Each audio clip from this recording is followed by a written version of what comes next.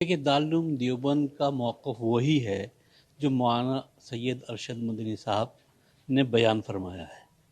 مخلوط تعلیم ہمارے یہاں ناپسندیدہ ہے، روا نہیں ہے، ہم اس کو جائز نہیں سمجھتے۔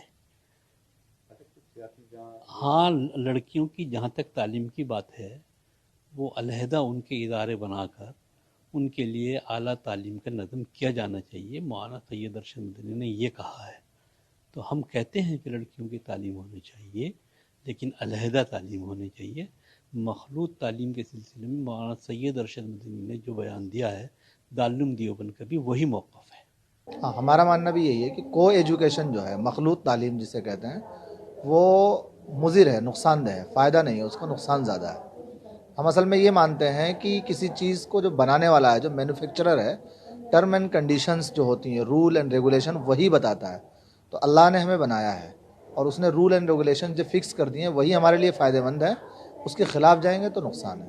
اسلامک کانسیپٹ تو یہ ہے کہ نوکری بھی اگر کوئی عورت مجبوری میں کر رہی ہے تو وہ الگ اس کا جو ہے سٹنگ الگ ہو، لیکن آج کل کی جو سوسائٹی ہے اس میں یہ مجبوری ہے۔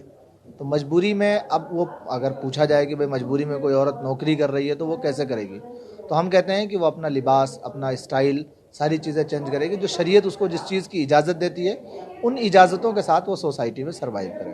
وہ غلط کہہ رہے ہیں سیاسی لوگ ایسا۔ طالبان کا جو مسئلہ ہے اس سلسلے میں ابھی کوئی بات اس لیے نہیں کی جا سکتی کیونکہ گورنمنٹ آف انڈیا نے ابھی کوئی کلیئر اپنا جو ہے کانسیپٹ نہیں کیا ہے کہ ہم افغانستان کی جو نئی حکومت آئی ہے اس کے ساتھ کیسے روابط رکھیں گے۔